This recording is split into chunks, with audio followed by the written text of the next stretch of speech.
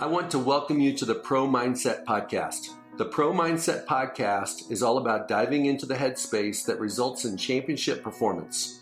High-performing athletes, winners, have this mental flow and have a positive headspace for their performances and success.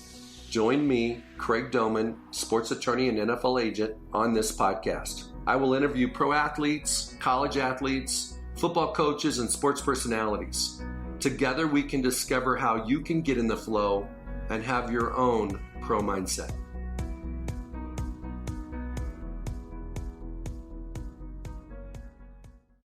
I want to welcome Bill Nagy to Pro Mindset Podcast today. Bill, welcome to the show. Yeah, it's Craig. Thanks for having me on, man. Okay, so I got to give everybody a little bit of a background about you. You're an offensive lineman, do-it-all, versatile guy from University of Wisconsin.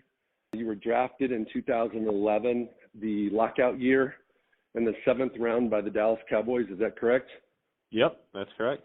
Bill, let's go back to when you were playing at Wisconsin and you started at multiple positions, even at tight end. What was it like playing for the Badgers, and what was kind of your role and what was your identity with the program? Yeah, so I grew up in Cleveland, Ohio, so I didn't grow up a Wisconsin boy, so to say. You just quickly learn what the tradition means to the people of the state of Wisconsin. Going in, I was originally recruited by Barry Alvarez, and the transitional year when Brett was taking over the program, he kind of took over my recruiting that summer. So it was a transition year. My freshman year coming in was Brett's first year as the full-time head coach. So it was fun just growing along with him as he took reins of the program. And obviously I was a 5-year guy, redshirted, so I had a great high school program, but didn't see the field until really my second, third year with the program. And it's just such a rich tradition with the offensive line at Wisconsin. So every snap that I had an opportunity, it was earned. It wasn't like, oh, shoot, we don't have anybody. We were just going to throw a body in there. The depth that we had, it truly was one of those where every single shot, every opportunity I earned, and the competition was there. And I think that's why when I had an opportunity at the next level, I was able to step in, and it was no different. I think a lot of guys, they kind of get that shock factor when they get there. For me, that was just football. It was, you got to show up and you got to compete every single day. If it's Tuesday, if it's a Wednesday, you got to get in gear because there's going to be somebody behind you that wants the extra snaps. And that's what it was. And there's ups and downs. And my junior year had a kind of off the field injury, just an absolute freak deal where in Madison, it's a fairly big campus, and you see some of the schools, they have guys riding mopeds around, and it was a moped accident. A woman ran a red light. And fortunate it wasn't worse, but that really derailed, my starting spot that worked up, so many, the first 3 years to earn that. And quite frankly, out of the 15 guys that we had in our offensive line room, I think 14 of them made it to the NFL, and there's still guys that are playing today and some of the highest at their positions. So there was absolutely no lack of talent there.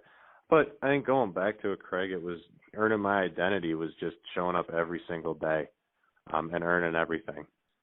Well, Bill, that's remarkable. And Wisconsin is kind of known as offensive line U. And there's no doubt that everybody to the right and everybody to the left is an NFL prospect when you play at the University of Wisconsin. Let's go back to the moped accident, because it was a pretty serious accident. And if I remember right, dislocation, ankle, all these different things. What was the hardest part about recovering from that injury? The deal was you just put in so much work. And going back to that injury, the timing of it could not have been worse. It was riding home from a summer workout literally 2 weeks before training camp started. And, if you had a little bit more time, you could rehab back, and it was one of those injuries that just kind of lingered, right? It wasn't one of those where a doctor said, you're out 10 weeks. It was one of those that just kept lingering, and it kind of haunted me that whole junior season. So the hardest part was, one, seeing your spot absolutely disappear from a younger guy, right? Absolutely. And being completely helpless too. But also seeing a lot of my buddies that, teammates, friends, and you grow together with these guys, over the course of, the year, and they really become your brothers. You see your roommate who's the starting quarterback, and then you see your other buddy who's, projected to be a early round pick, and you're like, dude, that was freaking me 2 months ago. Right. And you just watch it slip away one day at a time. And on top of just feeling crummy, you're rehabbing back, you're not healthy. So the hardest part was the internal battle. It wasn't actually going to work and rehabbing and any of that stuff. It was just the games that you play with, within your own mind. That was the toughest part. No doubt about it. And I'm intimately aware of your situation and just the mental battle of playing the movie in your head of what might have been. You could have been an early draft pick. You could have been a primetime guy, and it kind of took that opportunity. It dampened that opportunity. When you got to the NFL, you unfortunately came in a year, probably the worst year up to that point you could come into, because there was no OTAs, and the Cowboys drafted you in the 7th round, but they also drafted an offensive guard at the same position in the 4th round. And yet, in less than 35 days, you were the starting offensive guard for the Cowboys in week 1, and he was on the bench. What did you do, and how did Wisconsin prepare you? And what was your mental edge that you had, just as who Bill Nagy is, to give you that opportunity to beat him out when you and I both know they gave him every opportunity to win the job? They wanted him to win the job. They drafted him in the 4th round for a reason. Yeah, I go back to, the most dangerous thing, the most dangerous person in the world is somebody with nothing to lose.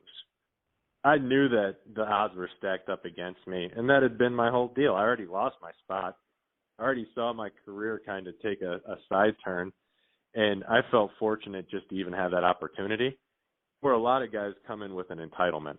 A lot of guys don't have that competition every day. Going back, I wish I knew what I know now. But, dude, the guys that took my spot at Wisconsin, these guys were first-round picks. These guys are Pro Bowl guys that are playing today still, right? So I'm just like, man, I'm not even good enough to start on my own team. How am I going to start for the Cowboys, right? So you go into training camp, and you're just like, dude, I just want to make the team. And worst-case scenario, if I can be on the practice squad and just stick around and show these guys, my work ethic and showing up every day. And it's funny because how short of the training camp was, and it was, 30 days or whatever it was just the mentality of taking, one day at a time, one practice at a time.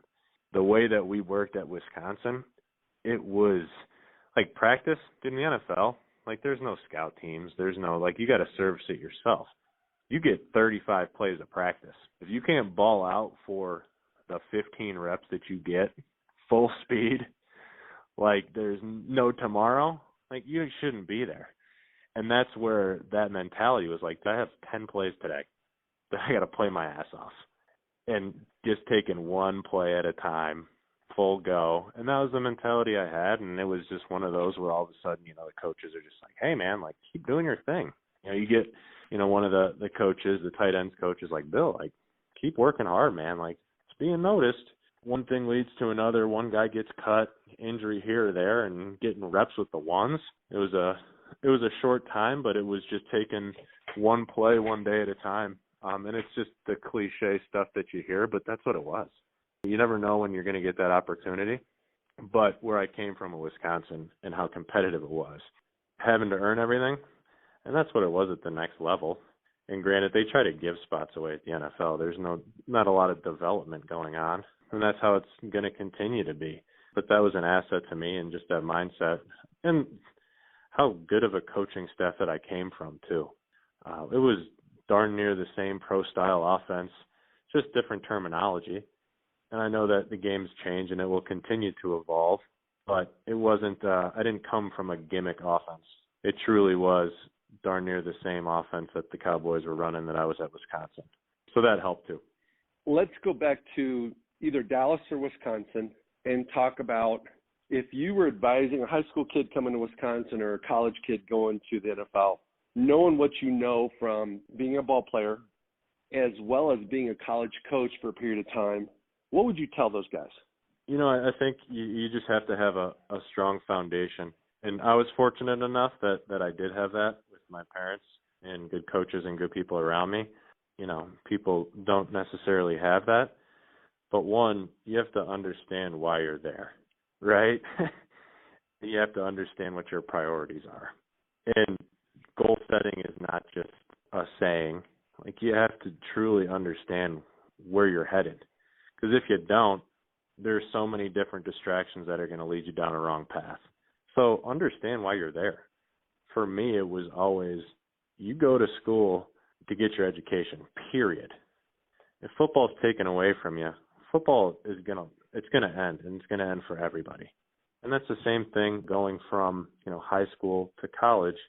It's the same thing I would tell guys that go from college and have an opportunity to play professionally. And it's the saying, NFL, what does that stand for? Not for long. I see guys struggle with it all the time. It's like, what's your identity? Do you want to be Bill Nagy, the football player? Or do you want to be, hey, Bill was a great football player, but this is what his potential is? And that's where, my mindset was, but everybody goes through that transition and it's tough. But going back to your question, the advice, it would just say, understand why you're there and understand what your goals are. Okay, so who's the best football player at any level you ever played with? I think when I was in Dallas, and people, I don't want to say people forget, but when DeMarcus Ware was in his prime, that dude was unblockable. Like, nobody could even touch that guy. Was one of the best of all times, easily. He left Dallas and went to Denver and still was good. Yeah. So he was able to have longevity and very high-level performance. What did DeMarcus Ware have a little bit more of than maybe some of the other guys in the locker room besides God-given ability? And I think there's some things that you just can't explain, right? And I think that goes back to the God-given ability. Right. But I think for him, it was mental. He knew he was the best. And in his mind, there was nobody that was going to block him. It didn't matter whether it was practice, whether it was a Sunday night, Monday night game in playoffs. That's just what it was. So for him, it was that edge. It gets to a certain point where guys lose that. It's just not there anymore. And that guy had that edge for a long time. And I think some guys, they have flashes of it. But once you lose it, it's going to be downhill. And it's done. The window closes. And every guy in the NFL, they have their number. Every college guy, they have their priorities. Something changes. You have an injury here, and it just doesn't become important to you like it used to be. And whatever time that is where you just lose it and you kind of forget that it's a child's game and that you're lucky and fortunate to play it. But everybody has that period, and I remember when it was for me.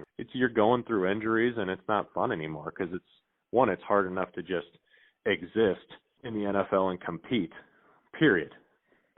When you're facing injuries and you're battling uphill and you feel like shit every day, you're like, man, I've lost it. This is it. And even if you were healthy, you just lose it. And that's, going back to, what's the difference maker? It's that edge.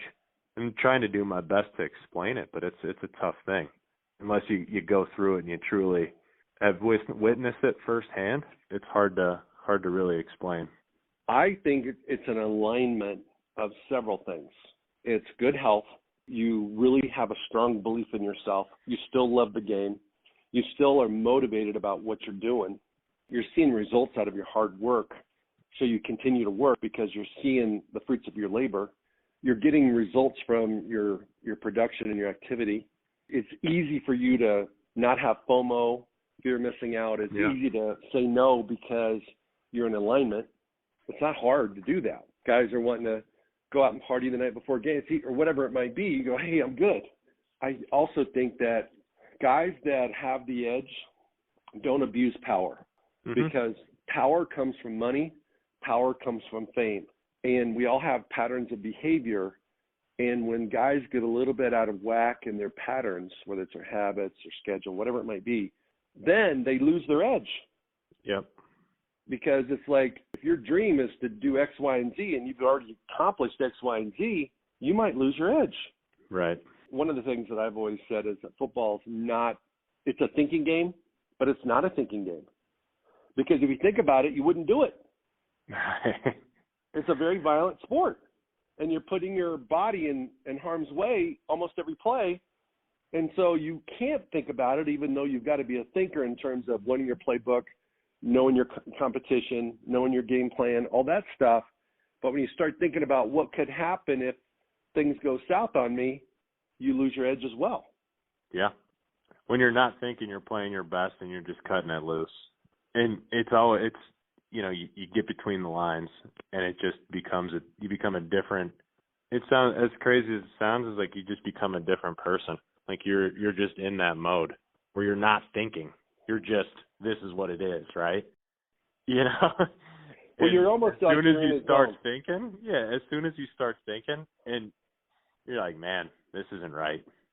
And the light bulb goes off, and you're like, man, I lost it. Like this, I'm not supposed to be here right now. And as soon as that goes off, it's whether it's due to injury, whether it's due to any other factor that you just named, that's really when it goes off. And as soon as you do start thinking that, it's you couldn't have framed it better. Okay, so let's talk about two guys that are playing this weekend that everybody's making fun of because they're so old, and that's Drew Brees and Tom Brady. How do guys like that keep playing into their 40s? I think those guys absolutely just love the game. And the cool thing about it is, if you can fight through a lot of this stuff, and those guys have both had a ton of adversity, but they've also had a lot of success. And you talk about two guys that have won Super Bowls, they've won championships, they've tasted that, and those guys don't do it. Like their motivation, it's not about the money anymore. It's not about what other people think of them. It truly is because they enjoy it and they just love it, and there's nothing else like it. And when you get to a point where you don't need something anymore, that's when you can truly appreciate it. And I think that's where those guys are at. They appreciate the process. They know how much work goes into it. They love the teammates. They love all the aspects around it because they can truly, they're at that point, and they've turned the point where they can just take a step back and just say, man, there's nothing like this, and I only get so much time to do it. Why would I walk away from it? But that's not the reality for 99% of the other guys out there, because they're like, shit, man, I got to make it to the next contract. I got to freaking get my bank account right. I have to do this because of this factor, or I'm hanging on, I'll probably get my butt cut, or whatever it is, or this is my identity. Those guys have both built businesses outside of football too. Like Drew Brees he's going to be a commentator. He's got a media career set up. Tom Brady has everything and then some. His wife makes more money than him. Like, he doesn't need it. Right? He doesn't need it. So here's the thing that's funny. Guys go to college and they get a Scully. They're excited about football. And they think they got the girl card and the party card and all these things. And then they get there and find out it's a business. Right. And they have to be transformed in their mind about what it's really about, because it's not what they think it's about. Then they get burnt out on football. A lot of guys get burnt out on ball, and they just want to get paid. And they are getting paid while they're going to college, but they don't see the money, so they don't feel like they're getting paid, but they really are getting paid. Right. And then when they show up in the NFL, and I'm not talking about the first-round pick that's got $20 million guaranteed. I'm talking about everybody else. Most guys as rookies have a hop in their step. They're excited about, really getting paid for something that they've been doing for free in their minds their whole life. And then they get paid. Most of them don't, but the guys that do. And now I'm getting back to Brady and Brees. Yeah. Those guys still have a rookie mindset. Mm-hmm. They still have that joy of just playing. And that's hard to do. It's very hard to do. Yeah.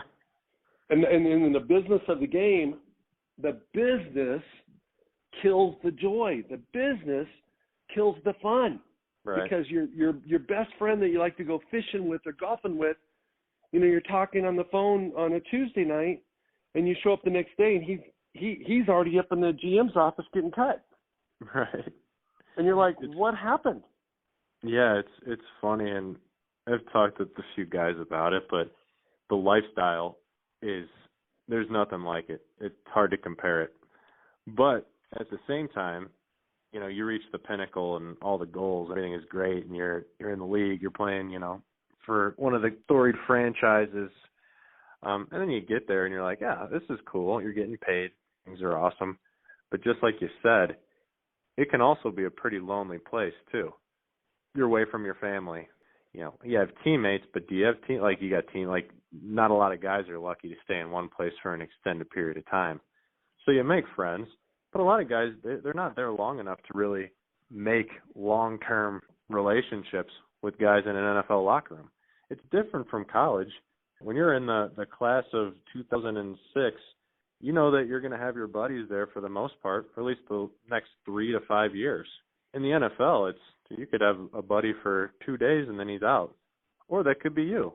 It's hard to explain the lifestyle, and it's hard and this is not, you know, asking or saying anybody should feel sorry for it, but you get to that point and you think it's going to be something, and it's just a business.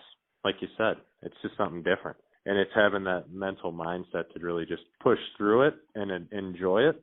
But then it just goes from one extreme to another. You go through a long season, you're busting your butt, and then all of a sudden it's like, oh, recess for 3 months. Yeah. And then you come back to it, and it's like, what? The lifestyle is absolutely crazy. You know, and sometimes that's what gets the best out of guys, is going from 0 to 100 to both extremes. Going from completely, you know, your butt's here at 6 a.m. or you're getting fined, to I'll see you in 3 months. You know, be smart. Well, the other thing, Bill, that good luck, right? It's very difficult to live on the extremes, and in the NFL, you live on the extremes in both cases during the season and during the off season. And I think one of the things that the fans don't really think about, because all they care about is what's going on Sunday afternoons, is the havoc it plays on relationships and marriages and families.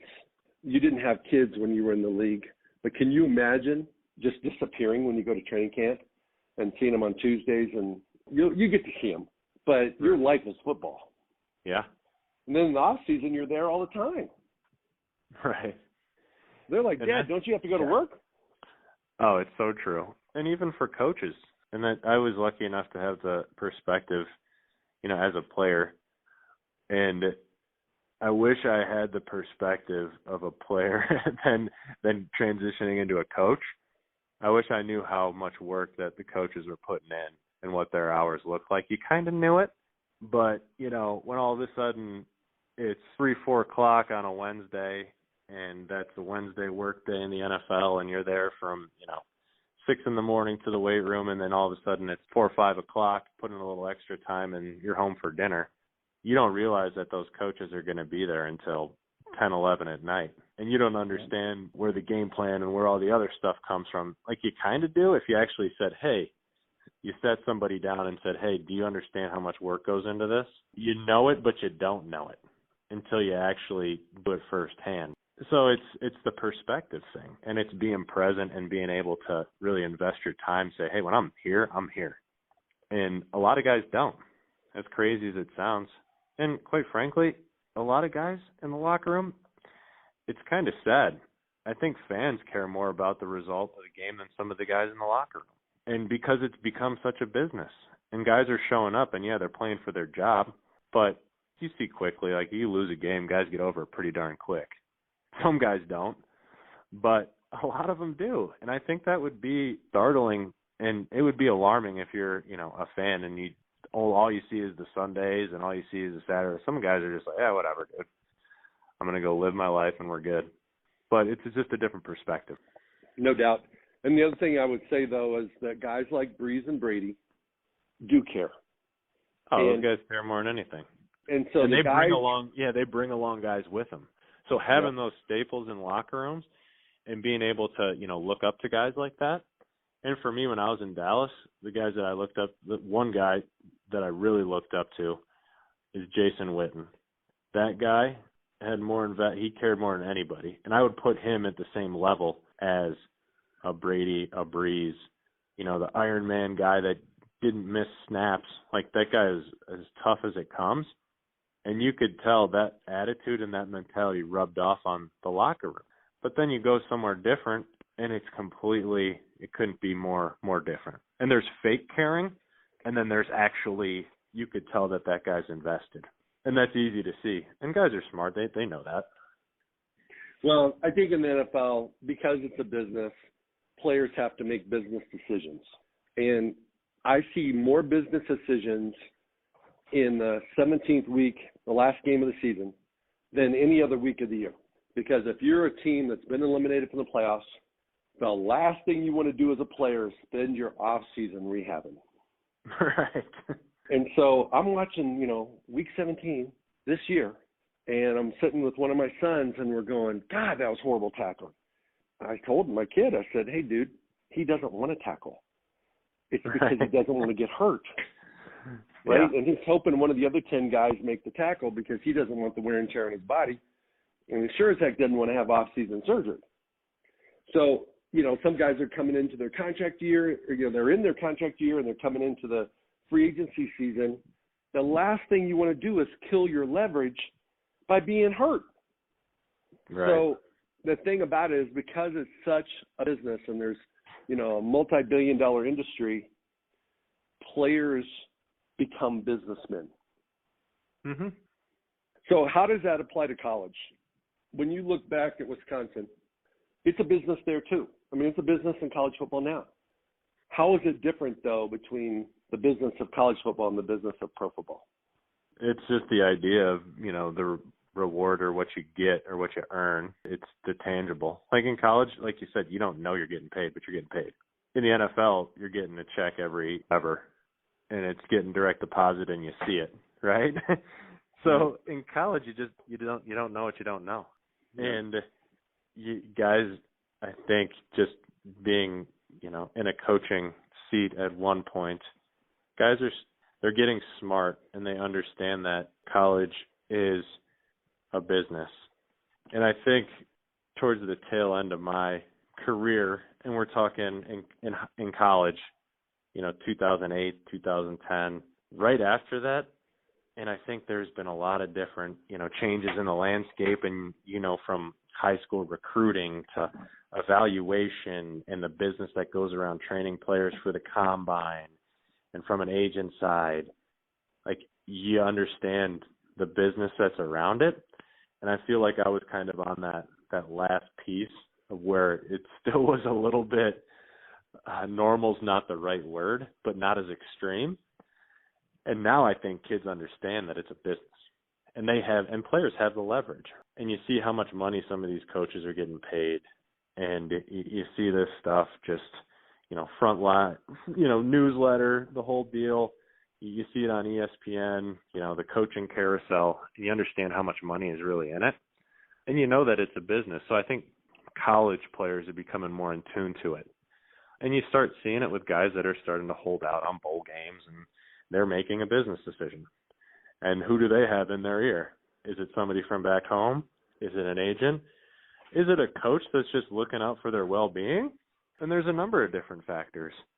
But I do know that was never the case. Like if somebody said back when I was playing, and this is not that long ago, we're talking 10 years, if somebody said, hey, I'm going to sit out of the Capital One Bowl because I'm going to start training for the combine, they'd be like, dude, get out of this locker room. Like, what are you talking about? That's not how we do things around here.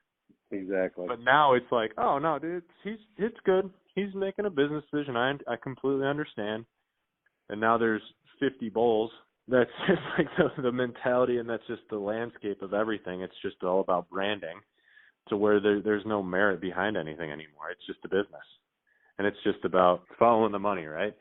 If you're not in the playoffs or any type of tradition-rich bowl game, it doesn't matter anymore. It's all business decision stuff. But that's what it's become. And college players are becoming very, very in tune with it. And it's operating more like the NFL. Well, there's no question that college football is really college professional football, because you've got the NLI right around the corner getting paid for their name and likeness. You've got guys that are transferring through the portal like free agency. The transfer portal has become a monster. There's freedom of movement. If you don't like your coach, you don't like where you're at on the depth chart, hey, it's like catch and release with fish. Let's go back in, see if we can do something better. I really think it's created a lot of mobility at the college level with respect to players, changing schools. Look at Wisconsin. One of the best quarterbacks, probably wasn't the best at Wisconsin because he only played for 1 year, but he's probably the best pro Wisconsin quarterback, Russell Wilson. For sure. He was a grad transfer. Well, that was unique when he did that. Now that's, if you look at the Big Ten, there's 4 or 5 of those guys every year. Right. I mean, the University of Illinois got a quarterback that started at Michigan. And so it's like there's that kind of revolving door. It's amazing. And now you've got Wisconsin's quarterback. Did he go to Notre Dame? I think he went to Notre Dame. He's going to Notre Dame now. Yeah. Yeah. So he could be starting for Notre Dame next year. And got beat out by a redshirt freshman. That's pretty good. So bottom line is, it's good for the players, but it's not good for the sport. Yeah, I do think that going back to the business piece of it too, you hold the players to a standard, and there's rules and regulations to whether you can or can't transfer, and you got to sit out or whatever the deal is, right? But you look at some of these buyouts and some of the coaches that all of a sudden they get a better opportunity and they're going to jump ship in the middle of bowl prep and say, see you guys later. But you're going to tell a kid that he can't do it for the best, for his business. So it's a double standard. And then all of a sudden there's going to be these huge, huge paydays behind it. And you're like, man, these guys haven't had a winning season in how many years? But they're going to pay this dude $5 million a year. Wow. I wonder where the money's coming from, Craig, right? And then the kid can't transfer because of, whatever factor. And they're all different. And some it's because, hey, I'm upset at my playing time, or I don't feel like I got a fair shake or whatever it is. That stuff happens. But then there's other factors. There's school factors. There's issues outside of football.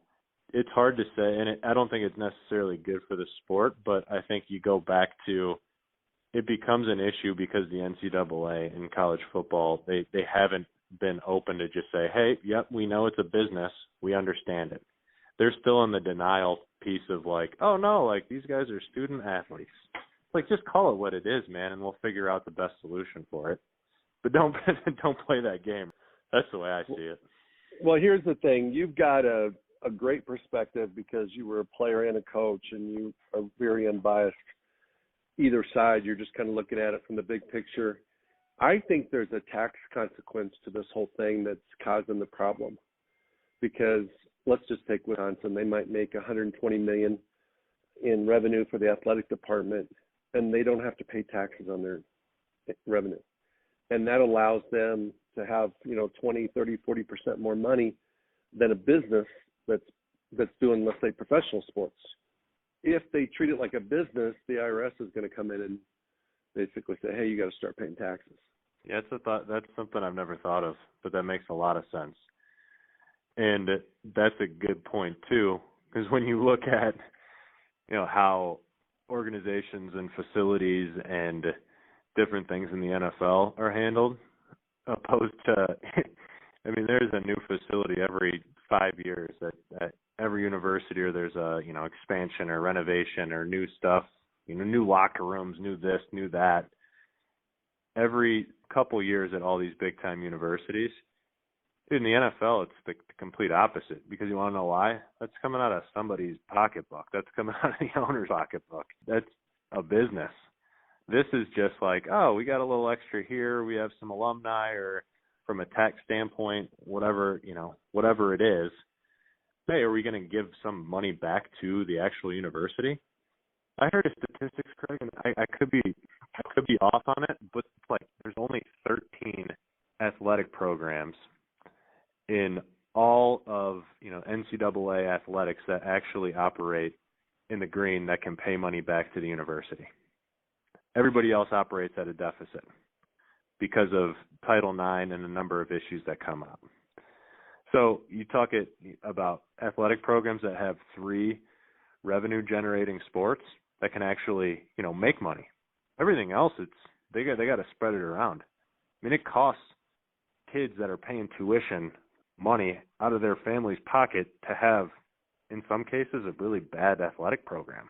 The last thing I would say about the business of sport, especially at the college level, is I truly believe, and I represent coaches, but I truly believe that that's the root of the problem, because the coaches make so much money, even before they've proven that they can win, even if it's their first head coaching job.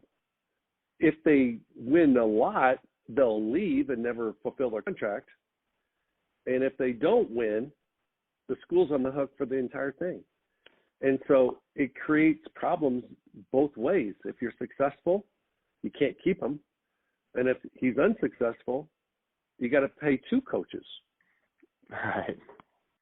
And on top of it, the amount that coordinators and position coaches are making at some universities now too.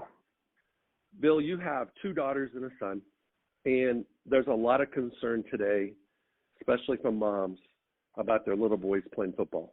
How are you going to handle your son if he so chooses to want to play football? How old is your son, like 3 or something like that? Yeah, he just turned 3. Just turned 3. Okay. So we're not worried about him playing football anytime soon. But let's pretend he's 9, 10, 12, whatever the age might be. I let my boys play tackle football starting in the 6th grade. And before that, we played flag. Even though there's a lot of kids playing in the 1st grade, I was like, it doesn't make any sense. But that's every parent's choice. What is your perspective about your own son playing football in the future? Yeah, I think it would be very similar to what you said. I didn't start playing football until I was in 7th grade. And that was not necessarily by choice. Where I was growing up in Ohio, it was, you have the weight limits or whatever. And I was a bigger kid, but I wasn't going to play up 2 age groups. So the decision was made for me.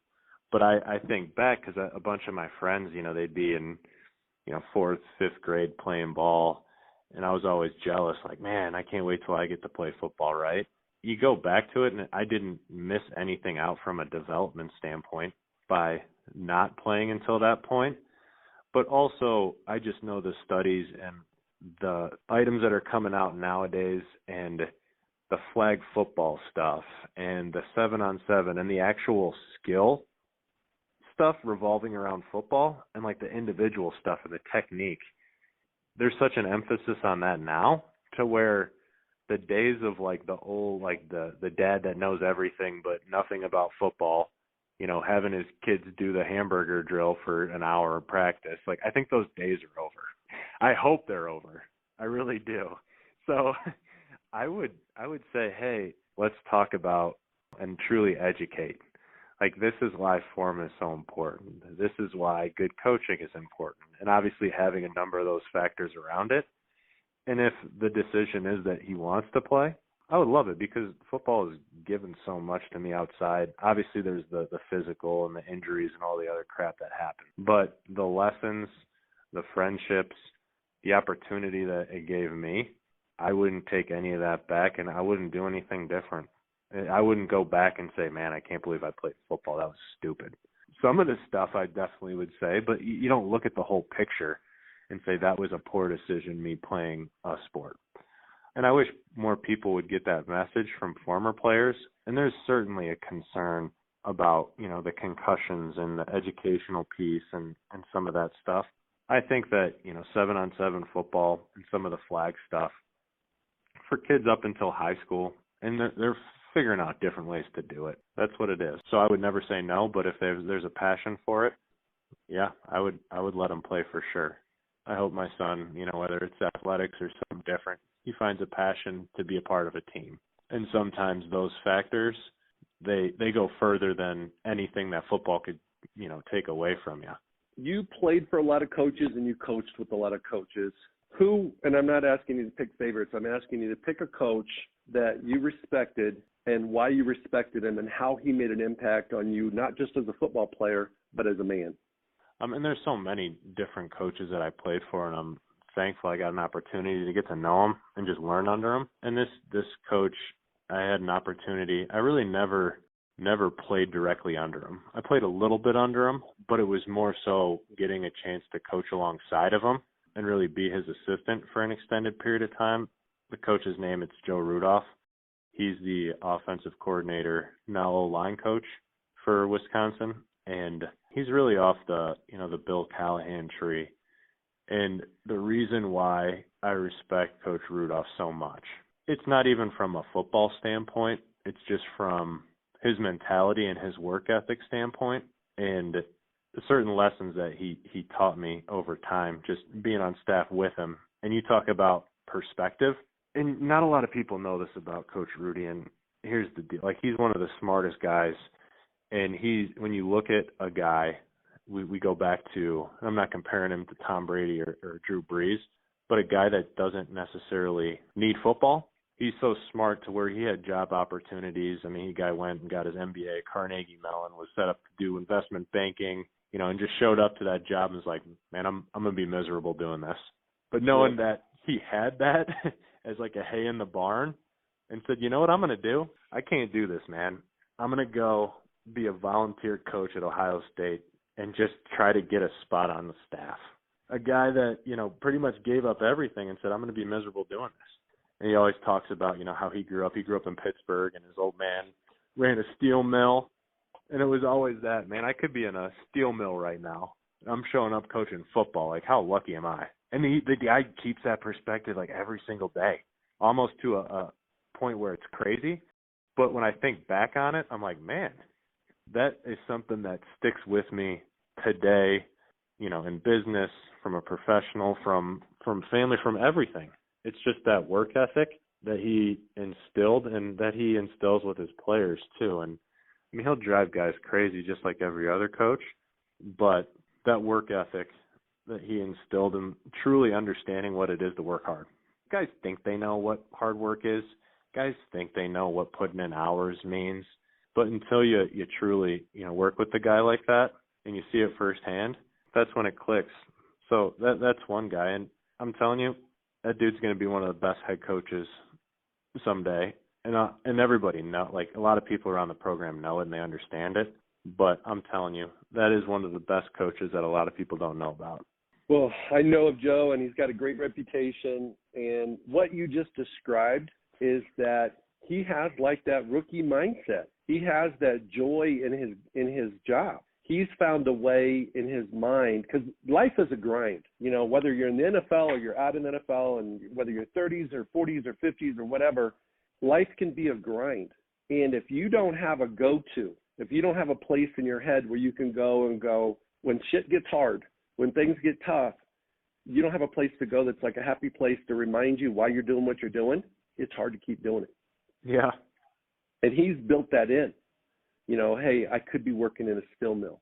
There's not going to ever be a day coaching college football, especially in the Big Ten, that it's going to be that bad. Right.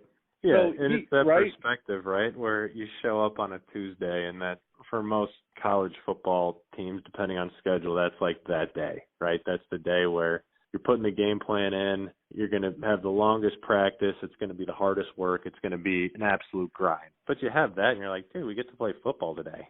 Could be working in a freaking steel mill right now, and just having that mentality, and then having a chance to be a part of the staff at Pittsburgh with him, and then at UW, and just seeing, how, he just has it, and it rubs off on people.